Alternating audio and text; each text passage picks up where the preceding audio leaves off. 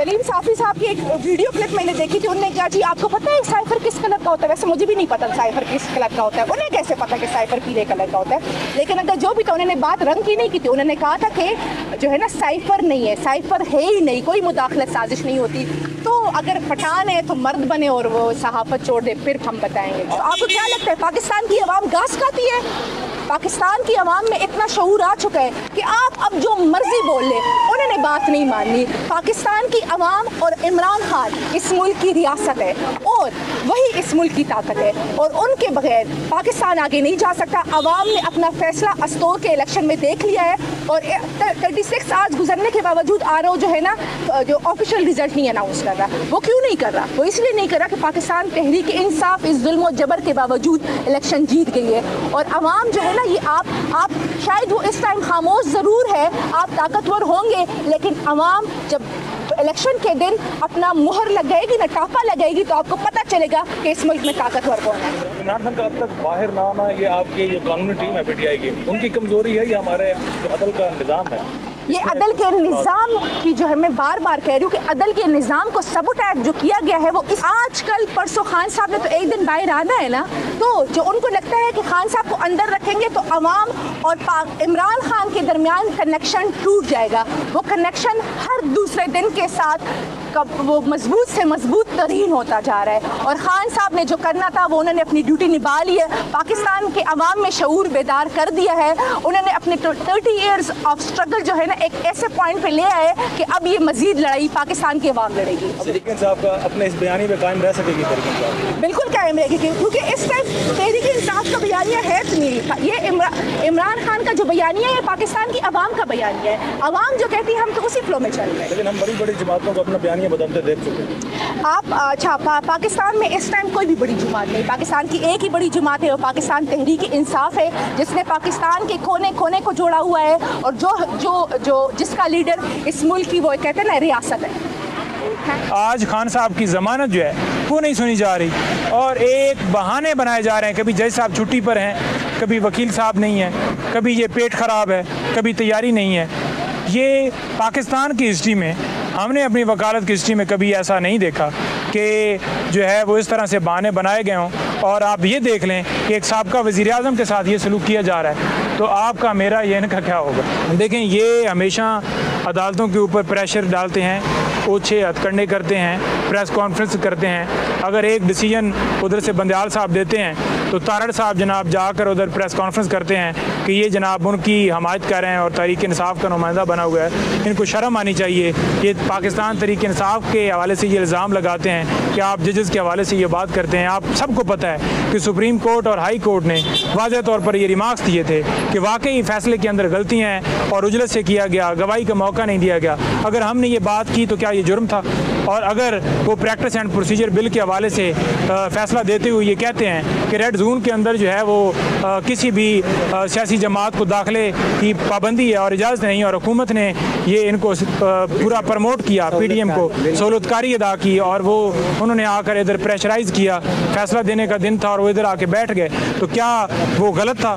अगर चीफ साहब ने ऑर्डर के अंदर ये लिखवाया है तो इनको तकलीफ़ हो गई है। आपने कहा कि बंदियाल साहब फैसला देते हैं, तारड़ साहब आके प्रेस कॉन्फ्रेंस करते हैं और फैसले को रोन देते हैं, वायलेट करते हैं। क्या सियासतदान इतने ताकतवर होते हैं कि वो अदलिया के फैसले को मानने से इनकार करें? देखें, बिल्कुल ताकतवर नहीं होते, और अदलिया जिस वक्त इनके ऊपर तौहीन अदालत नहीं लगाएगी, आर्टिकल 6 का चार्ज नहीं करेगी और इनको नहीं ठोकेगी, तब तक जो है ये ऐसे ही रहेंगे। देखें, ये किरदार आप देख लें कि एक चलती फिरती हुकूमत को साजिश के ज़रिए गिराया गया, और खान साहब ने बात की कि ये साजिश की गई है, और उनको उस झूठे केस के अंदर एक झूठा केस बना के अंदर डाल दिया गया। और दूसरी तरफ नैब तरामीम की गई, मुख्तलिफ जो एक्ट्स थे उनमें तरामीम की गई, और सिर्फ इसलिए तरामीम की गई कि उनके केसेस ख़त्म हो। जो उनके करप्शन के केसेस थे, जो उनके ऊपर चार्जेस थे, उनको बिल्कुल क्लीन चिट दे दी गई है। और सिर्फ ये मकसद ही रजीम चेंज का ये था कि अपने मुताबिक जो है वो केसेस ख़त्म किए जाएँ, और एक दूसरे के साथ मिल बैठ के ये खाएँ पिएँ और इस मुल्क को लूटें, आवाम का खून निचोड़ें, आवाम का जो टैक्स का पैसा है, आवाम की जो मालो दौलत है उसको लूट कर ये बाहर मुल्कों में ट्रांसफ़र करें, उनकी माशत बेहतर करें और अपने कारोबार सेव करें, अपनी जो है जेब जो है वो सेव करें। सर, आप क्योंकि प्रोमिनेंट वकील हैं, अवामी उमंगों का एक सवाल है, वो सवाल ये है कि क्या पाकिस्तान में इलेक्शन होने जा रहे हैं? क्योंकि निगरान भी अब ये कह रहे हैं कि जनवरी का शायद दूसरा हफ्ता हम फिर चले जाएंगे। वज़ीर इत्तलात ने बाकायदा कह दिया है कि जनवरी के दूसरे हफ्ते तक जाएंगे।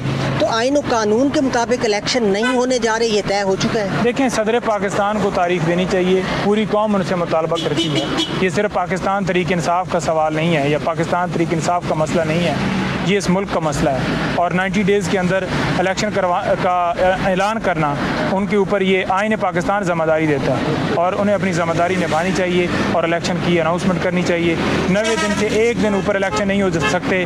जो भी ये स्टेटमेंट दे रहे हैं, चाहे वज़ीर आज़म साहब हों, बिल्कुल गैर ज़िम्मेदाराना स्टेटमेंट। नहीं पंजोता में केस जो है वो चल रहा था। नहीं, उनकी गिरफ्तारी किसी तरह से नहीं हो सकती, सारे झूठे केसेस हैं और हमने उनकी प्रोटेक्शन जो है ली है। इस्लामाबाद हाई कोर्ट के अंदर भी जो है हमारी आज भी एक पटिशन जाएगी और लाहौर हाई कोर्ट के अंदर भी हमने इस हवाले से एक पटिशन डाली हुई है जिसमें हमने उनके केसेस के हवाले से और उनको गिरफ्तारी से रोकने के हवाले से सदा की है। तो इंशाअल्लाह वो 12 तारीख को पेश होंगी और जो कानून के मुताबिक हैं वो अपनी अदालतों का एहतराम करते हुए आएंगी। हालांकि सबको पता है कि झूठे केसेस हैं, बोगस केसेस हैं, सिर्फ और सिर्फ फैमिली को, उनकी बहनों को इसलिए हरासा किया जा रहा है कि किसी तरह से खान साहब को तोड़ा जाए। ना उनकी फैमिली, ना खान साहब, ना ये पाकिस्तान तहरीक इंसाफ के लॉयर या जो पूरे पाकिस्तान के वर्कर्स और जितने सपोर्टर हैं या पूरा पाकिस्तान है किसी तरह से टूटने वाला।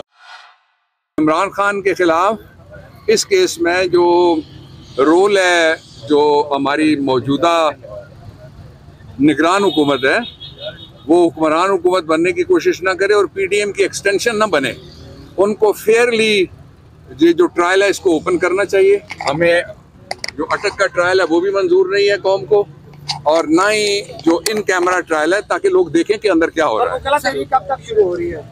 हो गई अभी। सर, आपको लग रहा है सर खान साहब को इंसाफ मिल सकता है सर? जिस तरह अदालतों को खुद भी इंसाफ नहीं मिल रहा सर, वो अदालत हाई कोर्ट से आर्डर आते हैं कि इनको रिहा कर दे और फिर बाहर आके उनको पकड़ा जाते हैं दोबारा। सर, इस हवाले से क्या कहेंगे?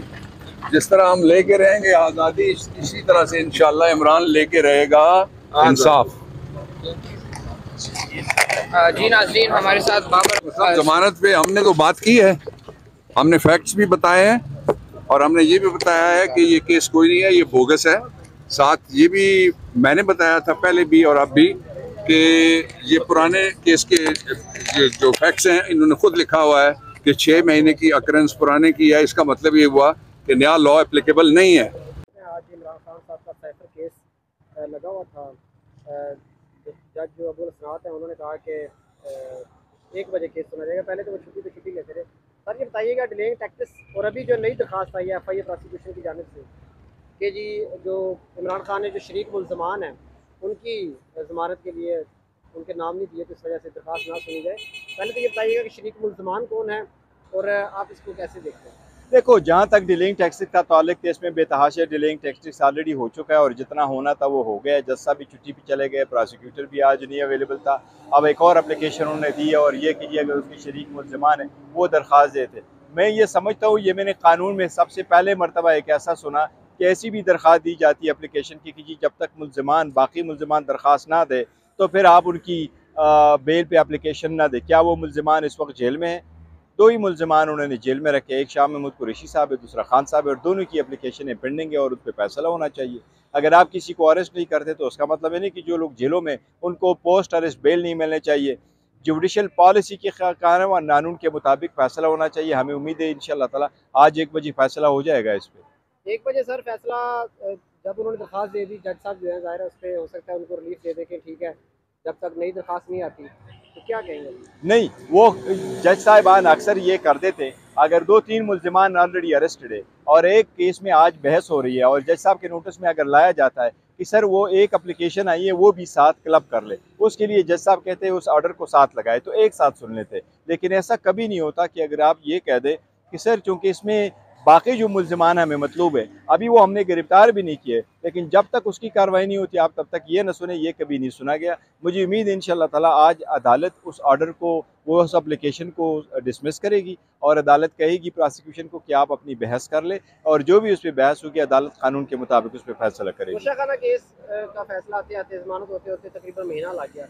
आप क्या देखते हैं ये वाला जो केस है, अगर इसकी समाअत टाइम पे हो तो कितना टाइम तकरीबन चाहिए होता है? नहीं, ट्रायल कोर्टों का तरीक़ाकार डिफरेंट है और जो जजमेंट सस्पेंशन है वो एक अलग बात है, लेकिन इसमें अगर समाअत आज ही हुई तो उम्मीद इंशाल्लाह जज साहब आज ऑर्डर करेंगे, और अगर आज ऑर्डर नहीं हुआ तो कल डेफिनेटली उस पर ऑर्डर हो जाएगा। तो जमानत हो जाएगी खान साहब की? इंशाल्लाह ताला पक्की उम्मीद है जमानत तो हो इसके जाएगी। और अलावा खान कौन सा साहब केस है खान साहब के साथ मेरी जो मुलाकात हुई थी जेल में, मैंने खान साहब स्पेसिफिकली इसके बारे में पूछा कि आपके पास कोई लोग आए, उन्होंने आपको इन्वेस्टिगेट किया है, उन्होंने आपसे पूछा है कि आप किसी और केस में अरेस्ट हैं? खान साहब का जवाब था कि कोई नहीं। अब अगर कोई किसी को नहीं पहुंचाता आर्टिकल 10A के मुताबिक कि आपको मैंने अरेस्ट किया विद इन 24 आवर्स, तो he is not under arrest. तो खान साहब किसी भी केस में अंडर अरेस्ट इस वक्त नहीं है।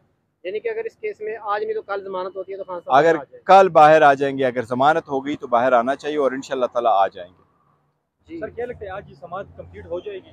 समाअत डेफिनेटली कंप्लीट होगी इंशाल्लाह ताला। हम सारे वहाँ होंगे, आपसे मुलाकात होगी और इंशाल्लाह ताला डेफिनेटली आज समाअत होगी।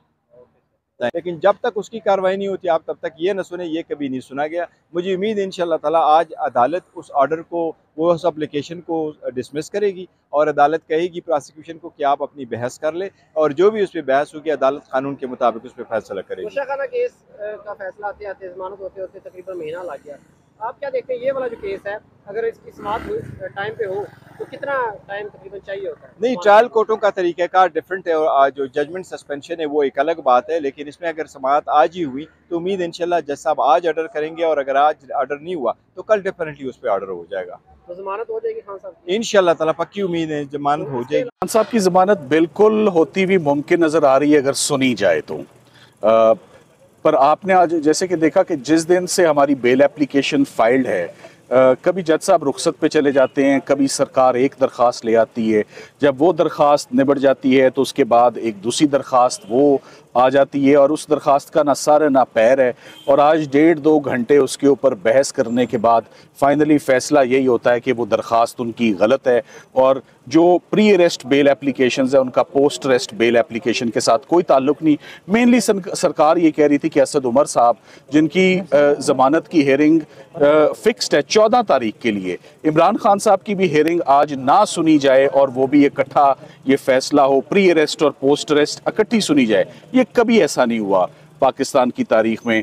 फौजदारी के कानून में और फौजदारी के प्रोसीजर में pre arrest bail application separate होती हैं। पोस्ट अरेस्ट एप्लीकेशन क्योंकि एक शख्स गिरफ्तार होता है, उसकी लिबर्टी, उसके फंडामेंटल राइट्स पहले आते हैं, वो प्रायोरिटी पर सुने जाते हैं। सो बहुत अफसोस है इस बात का कि ऑल्दो फैसला तो हमारे हक में हुआ कि ये एप्लीकेशंस जो हैं प्री और पोस्ट इकट्ठी नहीं सुनी जाएंगी, कोई ऐसा कानून नहीं है, मगर जज साहब ने न जाने क्यों आज दोबारा 14 तारीख तक प्रोसीडिंग्स को एडजर्न कर दिया कि ये 14 तारीख तक दोनों पार्टियों को राइट है, अगर किसी ने ये ऑर्डर जो है चैलेंज करना है तो वो कर लें। आज ये बेल एप्लीकेशंस सुनी जानी चाहिए थी साइफर के मुकदमे में। अगर एक मुकदमा बनाया जाता है और 3 प्रोसिक्यूटर्स होते हैं मौजूद, तो फिर अदालत को ये केस मेरिट्स पर सुन के बेल एप्लीकेशन पे फैसला करना चाहिए था, उस बेल का जो भी नतीजा होता। Thank you very much. Sir Khan साहब की क्या कंडीशन है सर जेल के अंदर? देखिए, खान साहब की कंडीशन के ऊपर पहले भी बात हो चुकी है, उनकी स्पिरिट्स हाई हैं। आप उस कंडीशन को छोड़ें, आप कोर्ट्स की कंडीशन देखें कि हमें यहाँ से जो फैसला और इंसाफ लेने में जो दिक्कतें आ रही हैं, जो दुश्वारियाँ आ रही हैं, मैं आपके आगे वो रख रहा हूँ। खान साहब माशाल्लाह ठीक ठाक है। 9 बजे हुई और तासुर यही मिला कि सरकार चाहती नहीं है कि ये बेल एप्लीकेशन सुनी जाएं, और उसके बाद उन्होंने एक ऐसी दरख्वास्त दायर की जो कभी हमने जुडिशल हिस्ट्री में, क्रिमिनल प्रोसीडिंग्स में, बेल एप्लीकेशंस में कभी ऐसी दरख्वास्त फ़ाइल होते दिखी नहीं है। वो बेल एप्लीकेशन ये थी कि इमरान खान साहब की बेल के नीचे एक सर्टिफिकेट नहीं दिया गया कि बाकी हमराई मुल्ज़मान की जो बेल है वो 14 तारीख को लगी हुई है, तो ये उसके साथ ही सुनी जानी चाहिए। जो प्री अरेस्ट बेल है, ये पोस्ट अरेस्ट बेल उसके साथ सुनी जाए।